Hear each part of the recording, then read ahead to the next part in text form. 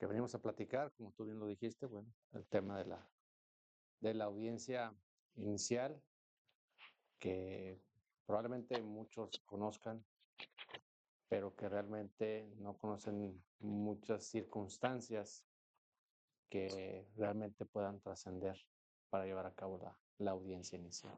Sí, la verdad es que sobre todo lo que nosotros buscamos en este espacio es ese consejo jurídico que nos sirva a nosotros que estamos enfrente de ese estado de la audiencia inicial, ya sea asesores jurídicos, defensores jurídicos, y poder llevarnos de esta charla, como bien lo dice el título del episodio, pues ahora sí que algún tip, algún consejo para poderlo nosotros utilizar. Entonces, lejos de estar con tecnicismos, pues la idea es que aquí nos puedas explicar poco a poquito, conforme vaya avanzando esta charla, pues ahora sí, desde inicio hasta cómo se pueden dar las circunstancias en esa audiencia inicial. A mí me ha tocado ya estar en varios estados como litigante y la verdad es que son criterios también diferentes, pero es un solo código, ¿verdad? Es el Código Nacional de Procedimientos Penales. Y en esta ocasión yo quisiera que nos hablaras acerca de la audiencia inicial, pero bajo el tema de personas en libertad, formulación de imputación con personas en libertad. Okay. Sé que el fundamento es el 310 del Código Nacional de Procedimientos Penales y pues para iniciar, yo quisiera preguntarte cuál sería la forma idónea que el Ministerio Público tiene para poder llevar a cabo esa formulación de imputación en personas en libertad. ¿Cuál sería la forma en que lo pueda conducir a esa primera audiencia inicial? Ok, bueno, de inicio sabemos que el artículo 141 nos habla precisamente de esas formas de conducción de las personas hacia juicio: orden de citación, orden de comparecencia u orden de aprehensión. Y precisamente el artículo 310 nos habla precisamente en relación a las personas en libertad. ¿Qué es lo que hace el Ministerio Público? Presenta la solicitud ante el juez de control solicitando la formulación de imputación. Esa solicitud es únicamente tal cual. Sí, Viene mencionado quién es el imputado, quién es la víctima. Viene señalado el hecho, materia de imputación. ¿Con qué finalidad? Precisamente de que al momento en que se radica, se dé a conocer a la persona citada cuál es el hecho en específico, el delito, clasificación jurídica, forma de intervención, etcétera. ¿Sí? Una vez realizado lo anterior, bueno, ya el juez o el tribunal tiene un plazo, o la audiencia tiene que celebrarse dentro de un plazo de 15 días para señalar esa fecha de formulación de imputación. En este caso es por citación. por citación. Ahora, en ese ejemplo que tenemos de lo que debe de contener esa cita que recibe en este caso el imputado, pero no solamente el imputado, sino el asesor ¿No? de la víctima, en este caso la víctima o parte ofendida, tenemos aquí la cercanía con el tema del estado de Coahuila. Si Ujú. bien es cierto, usted maestro es juez aquí en el estado de Durango, en específico en el segundo, tercero y décimo segundo distrito judicial, y que a nosotros como experiencia nos queda el tema de que, por ejemplo, en el estado de Coahuila no llevan esa regla. ¿En qué sentido? De que allá en Coahuila solamente te dan el citatorio y te especifican el día de la audiencia, la hora de la audiencia, en qué calidad te están citando, pero en ningún momento viene ahí en la citación que te den a conocer tus derechos. Ujú. Tampoco te dicen el hecho, no viene especificado. Solamente te dicen que te están citando para una audiencia de formulación de imputación. ¿Qué está transgrediendo con esa citación o qué puede hacer un defensor en relación si recibe una cita a esa formulación sin las características que vienen señaladas en el artículo 310? Pues regularmente la mayoría de los abogados, ¿qué es lo que hace? Pues bueno, presentan amparos. ¿Por qué? Porque precisamente no sabes por qué lo está citando.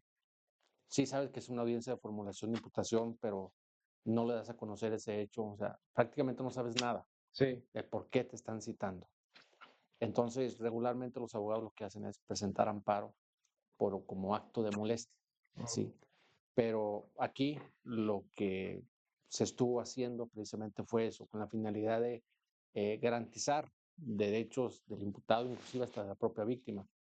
porque al momento que se hace la citación, se menciona delito, quien lo acusa, hecho, el delito, y sobre todo los derechos como parte imputada y como parte víctima, ¿sí? Sí. Inclusive a la víctima se le hace saber el derecho que tiene de nombrar un asesor jurídico particular o inclusive de que si no lo puede nombrar, se le va a proporcionar uno por parte de la Comisión Estatal de Atención a Víctimas.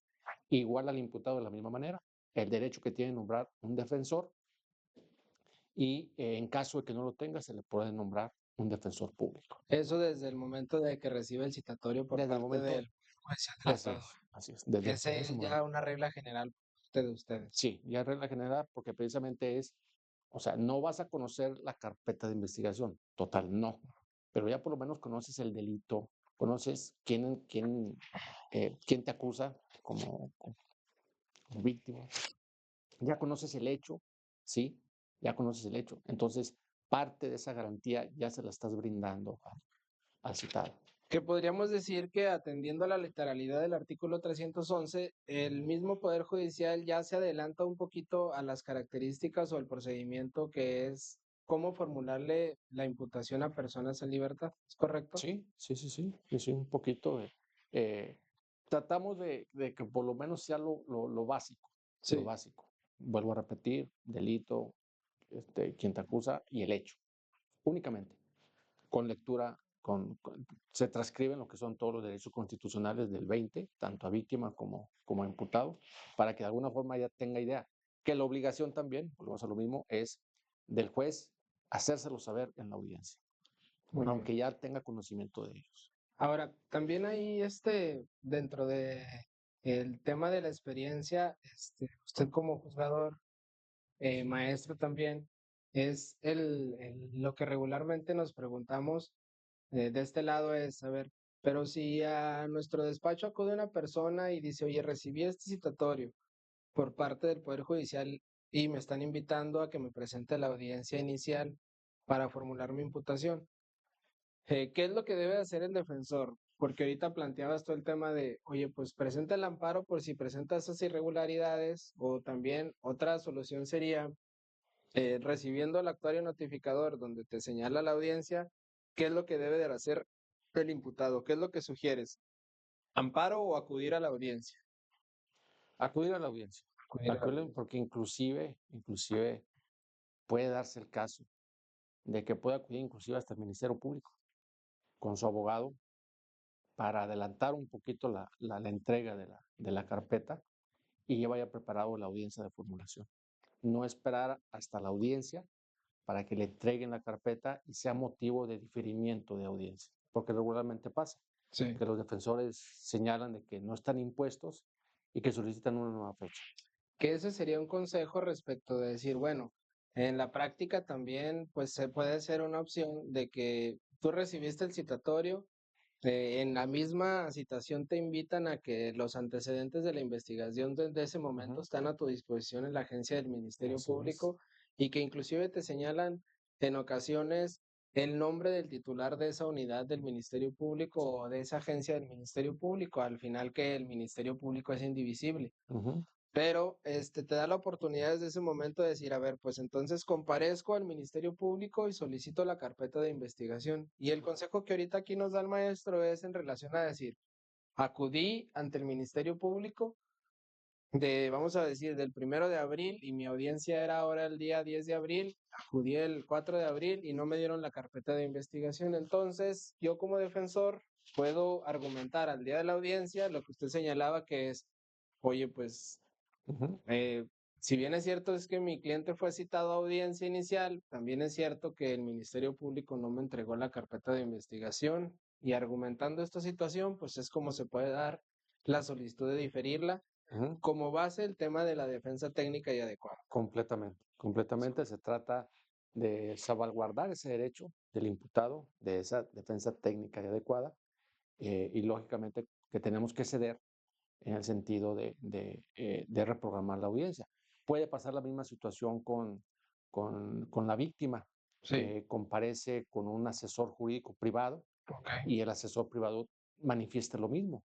que no le ha entregado la copia de la carpeta y desconoce, ¿sí? Entonces también puede ser motivo de diferimiento. O También sea, de la en parte un de plano de igualdad de condiciones e igualdad de las partes, no solamente opera esa excepción para la defensa, sino también para el asesor jurídico. también. Es un sistema de igualdad que regularmente procuramos también ver, hacerles ver, ¿sí? Que aquí no hay quién tiene más derechos uno que otro, no, no, no, los dos tienen los mismos derechos y los dos se privilegia precisamente esa circunstancia. Maestro, porque también sí pasa en la realidad que la verdad es que uno dice, bueno, pues con que el Ministerio Público le lleve la carpeta al defensor, pues ya de ahí le va brincando, porque regularmente, ¿cuál asesor jurídico va y pide una carpeta? Regularmente está con la del Ministerio Público Ujú. y ahí mediante lo que él va diciendo, pues tú tratas de tomar una anotación, pero bueno, siendo un asesor jurídico ahora sí que diligente, pues tendría que hacer valer ese derecho también de decir, oye, pues yo no estoy en condiciones de llevarla, si bien es cierto, a lo mejor participé en la integración de la carpeta y estoy nombrado como asesor también, mi derecho es tener acceso a toda la carpeta y la puedo Así es. diferir en ese sentido, ¿es También, correcto? también se puede dar por la misma circunstancia de, de, de brindarle también esa asesoría que merece la víctima. Ahora centremos en el tema, maestro, de ya estando en esa audiencia inicial y pasando todos estos pormenores legales y estos consejos jurídicos que nos estás dando.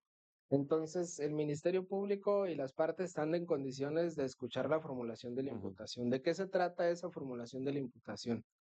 Bueno, la formulación de imputación tiene como efecto principal hacerle saber al imputado que está realizando una investigación en su contra respecto de un hecho que la ley señala como delito. Ok. Y sobre todo que conozca quiénes son las personas que declaran en su contra, para que de esta forma, bueno, sepa quiénes son esas personas. Hablamos de peritos, hablamos de testigos, hablamos de denunciantes, de víctimas, etcétera, para que de esta forma pueda, en este caso el defensor, brindarle precisamente esa defensa y que sobre todo el que conozca, pero sobre todo quitar los tecnicismos jurídicos, que es algo que también se procura de que el imputado, bajo el lenguaje, conozca todo, ¿sí? Quitando los técnicos, porque el abogado sí los puede conocer, el asesor sí los puede conocer, pero ni la víctima ni el imputado no. Entonces, bajo esa circunstancia es eh, manejar el lenguaje más propio para la persona. Ahora que hablas del tema del lenguaje sencillo, lenguaje transparente, que el imputado que no conoce tecnicismos jurídicos, pero si bien es cierto que va acompañado de su defensor o viceversa el tema de la víctima, ahí cabe la opción de decir, oye, pues después de que ya escuchaste el hecho por el cual se te imputa o que la ley califica como delito o que tiene apariencia de delito, está la figura esta que está en el Código Nacional del tema de requieres precisiones y aclaraciones y ahí Ujú. cabría el tema de decir, a ver, pues ¿entendiste el hecho? Sí, sí, sí, sí, porque es muy importante que le quede claro el hecho. Nos remitimos a la Constitución, circunstancia de tiempo, modo y lugar, cómo, cuándo y dónde aconteció ese hecho, precisamente para que no tenga ninguna duda de lo que es lo que se le está denunciando, ¿sí? Dónde cometió ese hecho, cómo lo cometió, a qué hora, en dónde estaba, etcétera. Todo ese tipo de información sí es necesario que le quede claro. Muy bien.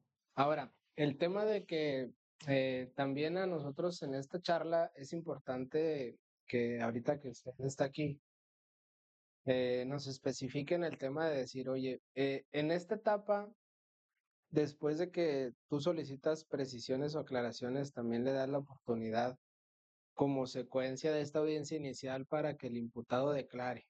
¿Es correcto? Sí, es correcto. Pero muy importante, muy, muy importante. Eh, de repente se perdía un poco ese momento respecto de que para qué es la formulación. Formulación es para que conozcas quién es la persona que declara en tu contra, quiénes son las personas que declaran y que conozcas todo el contenido de esa carpeta, para que de esta forma eh, puedas realizar actos de defensa, en este caso el defensor, ¿sí? Pero sí es importante que en ese momento, tenga conocimiento de todo lo que se encuentra en la carpeta de investigación.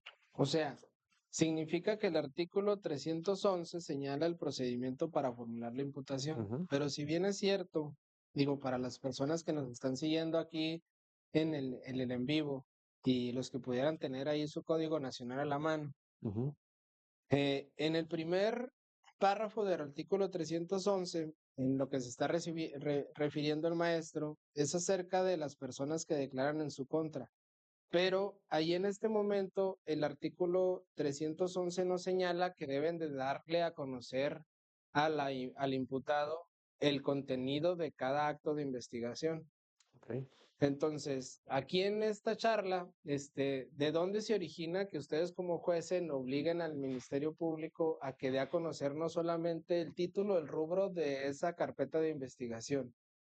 ¿Por qué los obligan entonces a que si aquí el 311 no te dice que tienes que darle a conocer en ese momento todo el contenido, de dónde nosotros podemos exigir que sea así? Existen criterios Ujú. ya a nivel de juzgado de distrito, a nivel de tribunales colegiados, en el sentido de que precisamente el hecho de que sepa, conozca todo el contenido de la carpeta de investigación, la denuncia en su totalidad, las testimoniales en su totalidad, las periciales en su totalidad, es precisamente para que al momento que se le pueda señalar o indicar cuáles son los plazos para resolver su situación jurídica, el mismo abogado y el mismo imputado haga reflexión de decir, eh, con 3 días tengo suficiente para poder defenderme. Con 6 días tengo suficiente para poder defender. O de plano, renuncio porque, pues bueno, efectivamente así pasaron las cosas, ¿sí? Pero esos criterios se han manejado bajo esa circunstancia. No tiene caso que le preguntemos al imputado cuánto tiempo eh, solicitas para que se resuelva su situación jurídica si no sabe quiénes son los que declaran en su contra. Como dices, efectivamente, le podrán indicar, el Ministerio Público únicamente le podrá indicar. Hay denuncia de Ricardo Hernández de fecha 5 de agosto del 2024. Testimonial de Ángela de 3 de octubre de 2024. Y ya. Pero, ¿qué dicen esos testigos? ¿De qué se percataron esos testigos? ¿De dónde señalan al imputado como que intervino en ese hecho? No lo vas a ver. Entonces, en automático se está dejando en estado de indefensión. Estado de indefensión. Comento esto porque ha existido resoluciones, en el sentido de que si no das a conocer los datos de prueba en la formulación y lo realizas hasta la vinculación a proceso, estás violando hay un derecho de que no conoce el imputado quiénes son las personas que declaran en su contra.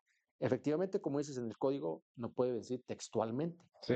pero hay criterios en el sentido de que ese es el momento exacto o ese es el momento procesal correcto donde el imputado tiene que conocer los datos de prueba en forma total, y no nada más decir Rubros. denuncia y fecha, no, no, todo, todo. Ese entonces sería un consejo respecto del cual los abogados, defensores, particulares o públicos, al momento de que le formula la imputación a una persona que no está detenida o detenida, puede exigir que entonces, en base a esos criterios de la Suprema Corte, den a conocer todo el contenido para poder entonces decidir, en base al artículo 313, la oportunidad que se tiene para que se resuelva sobre la solicitud o no de la vinculación a proceso.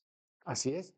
Comento esto por cuestión de, eh, aún y cuando el defensor pueda tener copia de la carpeta, inclusive hasta el propio imputado.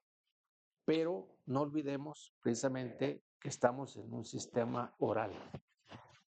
No tendría caso de que, bueno, te doy copias de la carpeta a todos y ya estás enterado. Pues sí, pero no es suficiente. Estamos en el sistema oral en la que hay que dar a conocer todo esto bajo ese sistema. Oye, pero también hay el tema de la oralidad que es muy importante, y que viene como señalado en el Código Nacional. Ya hoy en día es muy complicado que un ministerio público con toda la carpeta de investigación, con todos los actos de investigación en tratándose de delitos Ujú. de índole, vamos a decir que de impacto social, pues que tenga la posibilidad de tener, pues ahora sí que en su memoria todos esos actos de investigación y los pueda dar a conocer sin que esté leyendo. Entonces, sí permiten ustedes como jueces también esa oportunidad de que revise sus actos de investigación o sí les están exigiendo hoy en día el tema de decir, oye, pues tienes que ser totalmente oral. Motivo por el cual te hago esta pregunta es de, ¿han llegado amparos en el sentido de decir, oye, pues ustedes permitieron que no fuera oral y trae consecuencias? Así es. Ha habido ocasiones en la que inclusive ya estando en la etapa ya de audiencia intermedia, que se puedan amparar por cualquier situación, han regresado los procesos hasta la formulación de imputación, porque precisamente, inclusive traigo aquí una copia de una resolución de un juez federal, en el sentido de que primeramente se violaron dos derechos. Uno, de que no le diste a conocer al imputado los datos de prueba en la formulación. Lo que estábamos hablando ahorita de Así es. 311. Entonces, sí, que cómo es posible que le preguntes o que le preguntemos al imputado qué plazo quieres si no conoce nada, porque se la estamos dando hasta la vinculación. Ya hay una violación ahí. Ok. El siguiente es la oralidad respecto de los ministerios públicos. Se exige, ya que los ministerios públicos traten precisamente de manejar la oralidad más natural, que existen también algunos mecanismos que inclusive las mismas resoluciones dicen, siempre y cuando el Ministerio Público pueda solicitar autorización al juez para leer textos grandes, no sé, identificaciones de objetos, números de serie, etcétera, Tratándose de etcétera. vehículos. Sí, sí, sí, etcétera. ¿Por qué? Porque de alguna forma sí puede ser un poquito difícil pues, que los tengas en la memoria, pero que a final de cuentas pero es pedir autorización al juez. No olvidemos que no es necesario dar a conocer tanto la denuncia como los datos de prueba, tal cual lo dijo el testigo. Tenemos que remitirnos nuevamente a la Constitución. ¿Qué exige? Circunstancia de tiempo, modo y lugar. No exige más. No exige o no requiere de que, a ver, dime que la persona estaba en el parque comiendo gorditas, tomándose un O refresco sea, debajo de un los árbol. antecedentes no lo necesito. No, para nada. Eso lo podrás manejar, pero pues, bueno. Que sería a lo mejor el antecedente para un criterio de credibilidad, pero al final, como usted dice, es el tema de, como consejo, es céntrate Ministerio Público en el tema de cómo lo hizo, en qué horario Ujú. y en qué lugar. ¿Lo exige la Constitución? Yo no lo estoy diciendo porque Sí, lo piense. Lo exige la Constitución. Circunstancia de tiempo, modo y lugar. ¿Sí? Cada quien, cada quien eh, puede manejarlo a su manera, sí, pero al final de cuentas la oralidad. Quiero saber el imputado cómo, cuándo y dónde. bueno, Es, hay un tema, para poder interactuar ahí con el tema de lo que están las personas ahorita conectadas. Una pregunta que nos hacen por aquí a través de las páginas oficiales de la universidad es, y nos regresamos un poquito para no salirnos del ok, tema y ir interactuando ahí con el en vivo que tenemos, es, eh, ¿qué significa si, por ejemplo, el hecho de que no vayas a la primera audiencia, donde te están mandando citar a la persona a través de la cita, y tú decides no ir? Entonces, el Ministerio Público, al hecho de que está percibido de que si no te presentas a la audiencia, una forma de ok. conducción más invasiva, es decir, Ujú, que te puedan solicitar ahí la presentación forzosa del ok. imputado a través de la fuerza pública o en dado momento una orden de comparecencia o de aprehensión. La Ujú. pregunta en específico es, Eso significa que ya traiga como consecuencia aparejada que al momento de que te lleva la policía a procesar, tenga que tener como consecuencia que ya tú tengas que dictar una medida cautelar invasiva, en específico la prisión preventiva. No, ya no. En el sistema tradicional regularmente se manejaba eso, que la orden de aprehensión traía como consecuencia el internamiento de la persona en los centros. Las formas de conducción bajo el sistema únicamente es, sea orden de aprehensión, sea orden de comparecencia, es llevarte ante el juez, únicamente, únicamente. Lógicamente, como comentas, si a la primera cita no comparezco, pero no justifico, puedo darle la oportunidad al Ministerio Público de que gire una orden de comparecencia, ya sea de manera abierta, días y horas hábiles, Sí, o un día en específico, ok. ¿sí? Eso es lo que regularmente nosotros también Lo que se manejamos. estila. Así es, ¿sí? ¿Por qué? Porque muchas veces si manejamos un día en específico, nos contestan que no se localizó a la persona. Entonces, bueno, entonces tráemelo en días y horas hábiles cuando gustes, de 9 a 3 y de lunes a viernes. Pero de 9 a 3 pues ya casi va de salida, ¿no? Como a las 2. Bueno, bueno, 2:59, 2:59. Sí. Entonces, bueno, esa sería la siguiente forma de conducción, Ok. ¿sí? Si, si vemos que se justifica alguna circunstancia, que una dificultad un poquito más severa de poder conducirlo, bueno, entonces una orden de aprehensión. Por ejemplo, una orden de comparecencia no se la puede ejecutar de un estado a otro. Tendría que hacerse mediante una orden de aprehensión, Ok. ¿sí? Para la coordinación entre las autoridades. Pero, insisto, ninguna de estas dos formas de conducción traen aparejada o traen como consecuencia en automático la prisión preventiva, porque es una etapa distinta, totalmente distinta. Esto es únicamente forma de conducción. Hoy te Solamente. presento al juez. ¿Sí? Ahora ya con este nuevo criterio de la Corte Interamericana de Derechos Humanos, que inclusive ya trae como referencia que pudiéramos pensar que la prisión preventiva oficiosa es inconstitucional, entonces ya podemos dejar de lado el criterio de decir, oye, como solicitó orden de aprehensión, como consecuencia te va a solicitar la orden de aprehensión, perdón, la prisión preventiva oficiosa. Entonces ya ese criterio ya cambió. Ya, ya, totalmente. Solamente se está utilizando como forma de conducción para que al imputado le formulen imputación. Así es. Es todo. Precisamente privilegiando el derecho de la víctima. Sí, ¿Por qué? Porque no te puedo estar citando 2, 3, 4, sí, 5 veces y si ninguna de esas vas a ir y no me vas a justificar por qué no vas, ¿sí? Entonces, no me voy a esperar hasta que tú quieras. Para mí, lógicamente, que el derecho de la víctima, del Ministerio Público, es decir, no, bueno, ya lo hiciste por citación, no comparece, pues bueno, aplícale otra forma de conducción otra un forma de poquito más conducción. severa, comparecencia. Tampoco, pues bueno, orden de aprehensión. Oye, bueno, ahorita que estás aquí, pues que son gratis los consejos. Otro. Por ejemplo, mandan citar a una persona y pues la clásica, pues se enfermó. Y Ujú. entonces justifica su inasistencia y pide nueva fecha argumentando que está enfermo y agrega un justificante médico, informe médico, receta de El las doctor, farmacias que son muy comunes aquí en La Laguna, sin decir marcas. El director de aquí de la universidad se enoja. ¿Qué criterios están teniendo los jueces en este tipo de audiencias iniciales sin salirnos ya mucho del tema? Lo toman como válido, tomando como referencia que todo petición de los abogados se considera de buena fe, o qué criterio tienen aquí en el Poder Judicial del Estado. eh, todo ese tipo de documentos o justificantes que presentan los sometemos también a la contradicción. Ok.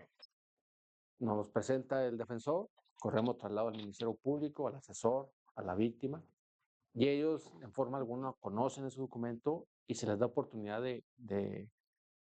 no sé, de argumentar en cuanto a su contenido, atendiendo, o sea, regularmente. Si no hace ninguna manifestación, pues bueno, porque ese es el principio de contradicción. Sí, Si no hace ninguna manifestación, se le doy por válida la inasistencia. Pero si me indican de que ese documento no pueda ser tomado en cuenta porque no es un documento oficial de una institución pública, sector salud, seguro social, ISSSTE, pues entonces ahí sí podemos decir que no justificamos su inasistencia, porque regularmente son recetas médicas, ni siquiera son constancias que digan el por qué la persona no pudo acudir.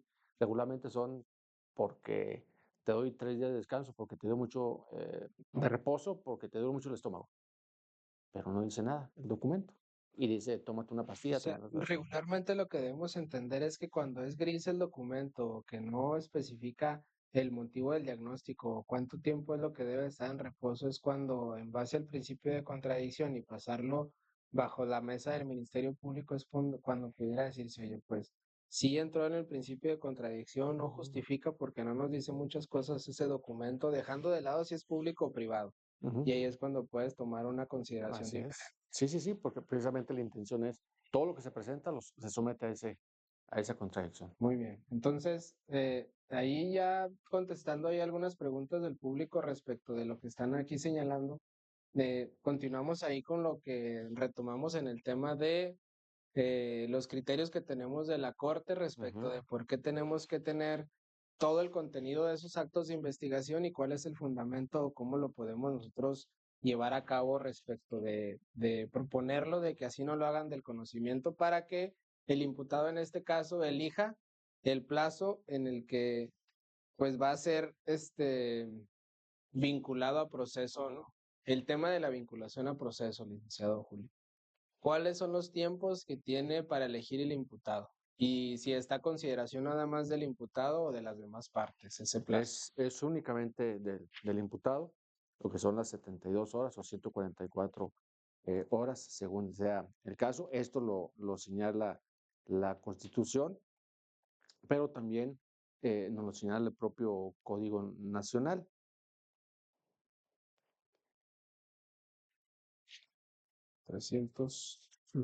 313. ¿Sí? Para establecer precisamente cuáles son los plazos que se tienen para resolver su situación jurídica. 3 días. Regularmente, bueno, yo no señalo las horas. ¿Por qué? Porque son Porque somos 72 o 100. abogados y Sí, es que las matemáticas se nos... no, no se nos da. Son 72 horas o Sí, 144. Entonces, directamente al imputado. sí, 3 días, 6 días o renuncia. exacto. Así, tal cual. ¿Para qué? Para que sea más entendible al imputado. En este momento, vente en 3 días o tienes 6 días para que le juntes ahí algunos Pero actos. ya con conocimiento de todo. Sí, Puedes decir 6 días porque quiero aportar un dato de prueba. Este, 3 días no me es suficiente, me voy a la duplicidad. 6 días, perfecto, sí. Ya antes de la audiencia se desahoga y ya. Pero es la oportunidad que se le da al imputado con ya conocimiento de todo, de las personas que declaran en su contra. ahora centremos entonces en el tema de que yo como imputado elegí el plazo de 6 días. Ujú. Antes de que se vaya, pues tendremos que entrar a debate del tema de medidas De medidas cautelares. cautelares.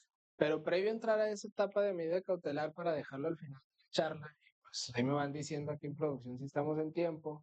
El tema de la vinculación a proceso en tratándose de el tema de Ujú. en ese momento que se resuelva la situación jurídica, Que renuncie. que renuncie al término, que en Ok. ese momento resuelva. Ujú. Este, ¿Qué pasa posterior a esa solicitud? Manejamos la misma circunstancia como si fuera en el plazo de 72 o 144 horas, ¿sí? Si tiene algún dato de prueba que ofrecer, ahí mismo se desahoga, ¿sí? Pero siempre y cuando se cumplan con las reglas, como si fuera juicio oral, ¿sí? Eh, Cómo introducir alguna prueba, cómo saber interrogar al testigo, es decir, toda la regla de un testigo eh, entra inclusive en ese momento. Es un juicio oral chiquito. Es un juicio oral chiquito, efectivamente, ¿sí? Si no tiene ninguna prueba, bueno, entonces nada más nos vamos ¿Ok? a los argumentos del Ministerio Público y los argumentos de la defensa. Claro es, Ministerio Público, vas a justificar por qué quieres que se vincule, en base a qué quieres que se vincule, y posteriormente al defensor por qué considera que no existen datos respecto de eso. Aquí hay se ha manejado ya también a nivel de jurisprudencia, porque, valga, sigo escuchando muchos argumentos en el sentido de que no se encuentra acreditado el delito, no se encuentran demostrados los elementos del tipo. Sí. Ese no es el momento. La jurisprudencia ha señalado que en base a esos elementos, ese estudio se realiza hasta sentencia. Para la vinculación a proceso únicamente se requiere establecer que existe datos que justifiquen un hecho que la ley señala como delito. Únicamente, únicamente. ¿Sí? No vamos a entrar nosotros a decir, lesiones, si se justifica una alteración de la salud. No, no, no entramos a nada de eso. Únicamente existen datos que justifican el hecho, sí, y en base a eso resolvemos. Que en específico eso sería el fundamento en el artículo 316, fracción tercera, que es que de los antecedentes de la carpeta de investigación existan esos datos que tengan apariencia del delito o indicios que hagan razonablemente que sucedió. Porque inclusive precisamente el artículo 316 nos habla precisamente de esa circunstancia en su fracción tercera. Dice, se entenderá que obran datos que establezcan que se ha cometido un hecho que la ley señala como delito cuando existan indicios razonables que así permitan suponerlo. Entonces, como comentario o consejo jurídico, del lado del asesor jurídico, lo que tendría que establecer para apoyar la pretensión del Ministerio Público sería que en la carpeta existen esos datos de prueba o esos actos de investigación que hacen suponer que sí tiene apariencia de delito todo eso que acaba de mencionar. Pero también del lado del defensor, lo que tendríamos que establecer es de inicio, pues que existan esos datos de prueba que habla que el artículo 316. Y al hablar de datos significa que tenemos que hablar en plural. Es decir, Sí. si existe uno solamente un dato de prueba o un acto de investigación, para nosotros como defensores, desde ahí tendríamos que partir en decir, oye, pues no son datos, existe solo uno y para nosotros como defensores, como consejo jurídico, sería también un argumento válido para que pudiera no Puede darse ser. un auto de no vinculación a proceso. Puede darse. Entre otros, ¿cuáles otros? Pues que exista discrepancia entre los datos de prueba, entre los actos de investigación, pues que no haya nadie que señale al imputado como fue el que lo cometió. Y haces mención de esto, efectivamente. Eh, la base del juicio, ¿cuál es? Es el hecho en materia de imputación. Esa es la base principal. ¿Por qué? Porque cuando vas a juicio oral, nosotros como jueces, ¿qué es lo que decimos a las partes? Este es el hecho. Sí. En este vamos a tener que basarnos. Me van a aportar datos, me van a ofrecer prueba, van a desahogar prueba, pero todo va encaminado a qué? A justificar el hecho. Sí. Entonces, si ese hecho está mal redactado, no está en conforme a las circunstancias de tiempo, modo y lugar, lógicamente que va a tener consecuencias pues, en contra de la víctima y a favor del imputado. Porque ahí el artículo 19 es muy claro en decir, pues, que sea tiempo, modo y circunstancia. Sí. Uh-huh. Bueno, ahí otra pregunta que tenemos ahí de los que están haciendo es, y que también yo he escuchado de algunos otros juzgadores, es en el tema de decir, yo elijo que la vinculación a proceso sea en 6 días. Uh-huh. Eso ya señala el imputado. Entonces, pues vente a audiencia el viernes Uh-huh. para que durante estos 5 días que tienes, pues tú produzcas prueba y la incorpores al momento de la vinculación a proceso o de la continuación de la audiencia inicial técnicamente llamada. Entonces, yo como defensor y siguiendo las reglas procesales, puedo crear una acta de entrevista y hacerla del conocimiento al Ministerio Público a través de un escrito. Uh-huh. Y entonces, al momento de la vinculación a proceso, cuando inicia esa etapa o la continuación, yo puedo decir, no lo traigo aquí a declarar, pero sí le hice del conocimiento a través de un acta de entrevista. Y me puedo hacer cargo del acta de entrevista señalándoselo, dándosela a conocer a usted como juez. a ti Ujú. como juez, y ese es válido, o tengo que llevar a la persona para que ¿No? También es válido. es válido. Es válido, pero no muy eh, común Sí, que se haga. Regularmente lo que tú dices, prefiero llevar a la persona y que declare ahí, ¿sí? Que declare ahí. Pues sí, pero si no conoces la técnica de cómo sí. interrogar, pues lógicamente que el Ministerio Público a puras objeciones nunca te va a dejar que desahogues ese testigo. ¿Por qué? Porque no sabes cómo interrogar. Bueno, entonces, sin demeritar el tema de decir que no conoce las técnicas de litigación de esa persona que le tocó ser defensor, pues para evitar eso, como consejo, pudiéramos hacer nosotros un acta de entrevista, le hacemos del conocimiento en el término constitucional del Ministerio Público, que ese es un acto de investigación privado que nosotros creamos como defensores y solamente me hago cargo de él al momento de la vinculación y tiene el mismo valor. Ujú, sí, sí, sí. Pues entonces ese consejo pues lo podemos utilizar para que entonces, si nosotros no queremos arriesgarnos en llevar ahora sí que a ese testigo a que sea sometido a un proceso de contradicción, pues entonces a través de ese acto de Puede darse, investigación puede darse. puede darse. Y llamado así de manera amplia, con igualdad entre las partes, no solamente el testigo, sino actos de investigación consistentes en dictámenes periciales. También, también. Muy bien, maestro.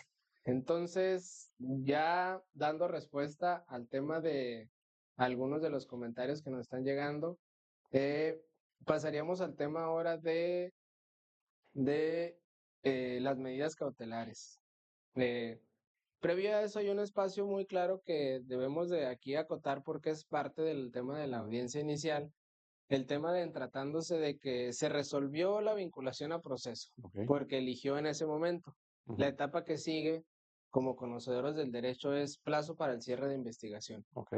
Plazo para el cierre de investigación. Fundamento 321 y 322 del Código Nacional de Procedimientos Penales, para Ujú. los que nos siguen en casa. ¿Qué debemos de tomar en cuenta ahí o a qué se trata el tema del plazo para el cierre de investigación? El cierre de investigación, bueno, tiene como efecto precisamente continuar con la investigación. No se cierra al momento de que se vincula. No. Existen los plazos atendiendo precisamente las penalidades que señala el propio artículo 321. Eh, Que en ese- precisamente aquí lo traigo, si gusta lo leo. sí, sí, sí. Los plazos mínimo y máximo, atendiendo la Mínimo y penalidad. máximo. Entonces, de no podrá ser mayor a 2 meses si se trata de delitos cuya pena máxima no excede 2 años, ni de Ujú. 6 si le excede en este Sí, caso sí, de dos así años. es. Entonces, en tratándose de esos dos términos que tenemos es 2 meses y 6 meses, que regularmente ya casi todos los tipos penales exceden Sí, de los dos de los años. 2 años. Entonces, ahora, si el Ministerio Público como Consejo Jurídico, en tratándose de que pida un plazo para el cierre de investigación y que diga, oye, pues yo no quiero estar viniendo aquí cada mes a pedirte plazo, prórroga. Pues de una vez me voy a los 6 meses. Pues, ¿qué pasa en ese sentido? ¿Qué consejo nos pudieras dar para poder decir, pues si estás del lado del asesor, pues hay que tener listo con esto. Si estás del lado de la defensa, hay que tener esto a tiempo o tenerlo en consideración para poder argumentar. Bueno, regularmente cuando piden los plazos, también nosotros velando precisamente por el procedimiento, porque precisamente dentro de los derechos del imputado también habla de que no se pueden prolongar mucho los procesos. Sí. La investigación puede entrar también en ese tema, en ese sentido. Bueno, pido 6 meses. Para andar vuelta ¿Para y qué vuelta. quieres 6 meses? Sí. No, pues un testigo. ¿Dónde vive? Pues aquí en Gómez. 6 meses para declarar un testigo resulta excesivo, ¿sí? Dame una circunstancia por qué no puedes hacerlo, ¿sí? Durante un mes, 15 días, no sé, y te puedo ampliar un poquito, pero no los 6 meses para un acto de investigación. Para un solo testigo. No, no, definitivamente no. Sí, entonces, a final de cuentas, también el plazo de cierre de investigación también se puede sujetar ahí a discusión o a contradicción, ¿sí? Porque lógicamente que en este caso se le imponga la prisión preventiva a una persona y pase la circunstancia que se le hizo 6 meses para declarar un testigo. Oye, entonces, Entonces, la persona va a estar detenida 6 meses para declarar un testigo y resulta que lo vas a declarar hasta el quinto mes, ya casi llegando al sexto mes, resultaría totalmente ilógico. Entonces, como consejo jurídico sería el tema de decir, hay que estar listos para que funden y motiven el tiempo en que están solicitando el plazo para el cierre de Ujú. investigación ¿Y para por qué? y por qué lo están solicitando. Así es. Sí, sí, sí. Muy bien. Entonces, creo que con esto, por el tema de ahí de los tiempos que tenemos aquí en la charla jurídica, pues básicamente entraríamos ya, si no gustas agregar alguna otra situación más. Ah, no, bueno, yo antes de que termine, porque esa es pregunta mía. En el tema de medidas cautelares, que es el tema que nos Ok. faltaba antes de cerrar, y que pues es un tema que nos da para mucho tiempo de Mucho argumento tiempo. y que a lo mejor en otra ocasión que pudieras acompañarnos para hablar en específico solamente de Las medidas medidas. cautelares. Pero ayer tratando de pues darle una vueltecita ya al código, el 314 del Código Nacional. 314 del Código Nacional, y a lo mejor ahí para las personas que también ahí están en el en vivo, que es el criterio que viene aquí en este artículo de decir, oye, pues para poder eh, invocar datos de prueba para las medidas cautelares. Ujú. Eh, la pregunta en específico sería, en tratándose de esta hipótesis del artículo 314, solamente señala que puedes invocar medios de prueba cuando se trate de una prisión justificada. Ujú. ¿Qué criterios se tiene en ese sentido aquí por parte de los jueces? Lo que pasa es que de alguna forma este párrafo, en el sentido de que exclusivamente en caso de delitos que ameriten prisión preventiva oficiosa puede admitirse dato de prueba en la resolución de vinculación del término constitucional. Sí, Eh, También ha sido muy discutido por cuestión de que este artículo choca con la Constitución, en el sentido del derecho que tiene el imputado de ofrecer prueba. Entonces, ¿por qué limitarlo a no ofrecer prueba? Porque lo dice el código si la Constitución lo permite. ok. Entonces, hay un poquito ahí de conflicto en cuanto a esto, pero que a final de cuentas siempre lo hemos permitido. Ok, Siempre. entonces ahí el consejo sería en conclusión, y a ver si lo estoy yo entendiendo bien, de decir, si algún juez de otro estado, Ujú. para no decir de aquí, dice, oye, te limito a que me traigas ese acto de investigación o que ofrezcas prueba, porque el artículo 314 así lo dice, no te Ujú. voy a poner una prisión preventiva o pues tratando solamente en prisión. Entonces ahí puedo yo como defensor aplicar un control difuso de la Constitución y decir, oye, el 20 constitucional es muy amplio. Ujú. Aquí me dice yo puedo aportar pruebas en tratándose de cualquier medida cautelar. Y entonces, bajo este criterio que el maestro tiene, es el que nos está dando como consejo jurídico de aplicar el control difuso para que nos lo permitan, ¿es correcto? Aplicando ese control difuso, considero que sí puede ser factible aceptar la prueba. Claro, sujeto A a las las técnicas técnicas de correspondientes. litigación, Así claro, es. para que pueda poder ser introducido de Ujú. manera Así es.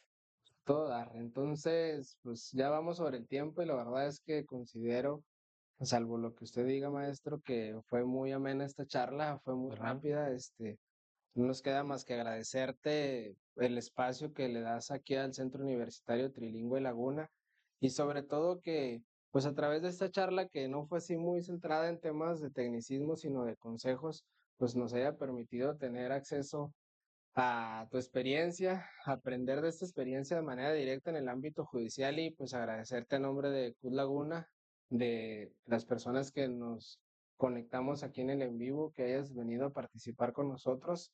Queda la puerta abierta para los siguientes temas. Claro que Ojalá sí, y claro que sí. puedas otra vez acompañarnos, enriquecernos de aquí, inclusive de lo que hoy nos trajiste de los amparos y de los criterios de las Cortes. Eh, en algún momento en que si tú quisieras pasar en este caso tus redes sociales, en el caso de que las tengas o que quieras señalar algún dato para que te contacten, los micrófonos están abiertos y que nos diga producción si tenemos por ahí alguna pregunta en específica y si no, pues con esto cerraríamos. Mm. Daniela Vargas, buen programa. Argentina, venga, interesantes datos. Por ahí, saludos, buen programa. Yo creo que son solo felicitaciones, licenciado Julio. Creo que de, salvo lo que ahí va avanzando ahí de los comentarios, pues fue muy clara las respuestas. Tenemos aquí público también presente y pues solamente felicitaciones a su No, persona gracias, y gracias.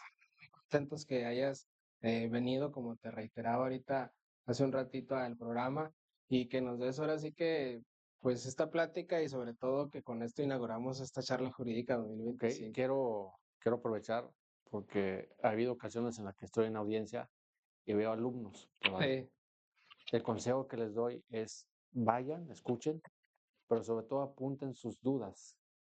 ¿Por qué resuelve así el juez? ¿Por qué el Ministerio Público pide esto? ¿Por qué el defensor argumenta esto? ¿Sí? ¿Para qué? Porque esta es la forma en la que verdaderamente los estudiantes van a conocer el sistema, pero que vayan a las audiencias. En la escuela les van a enseñar, sí, perfecto, sí. no tengo duda, pero van a reforzar mucho yendo a las audiencias y anotando sus dudas. Y en lo personal, yo estoy abierto de que si van alumnos, termino la audiencia, puedan pasar a mi privado y me hagan cualquier tipo de pregunta y con gusto también se las puedo contestar. Oye, pues muy buena opción porque la verdad ahorita que dices esa situación y no solamente para los alumnos, nosotros también General, como general.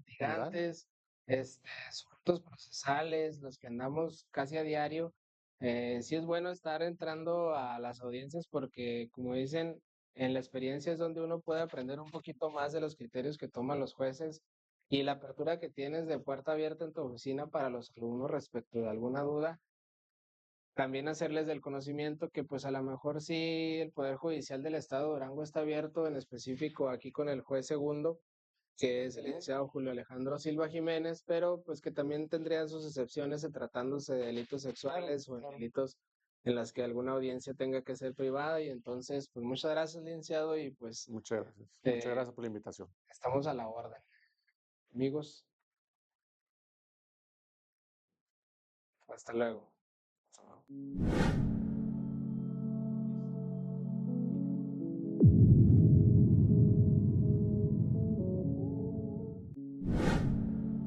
Esta temporada de Charla Jurídica podrás encontrar al sintonizarnos en Facebook, YouTube y en las diferentes redes sociales análisis, conceptos de las diferentes materias, civil, mercantil, laboral, penal, estrategias de litigación, formas de poder defenderte ante actos arbitrarios de las autoridades y sobre todo una plática amena para que ustedes puedan utilizar los diferentes tips que los invitados van a estar proporcionando a través de esta charla jurídica 2025. Esta temporada de charla jurídica podrás encontrar al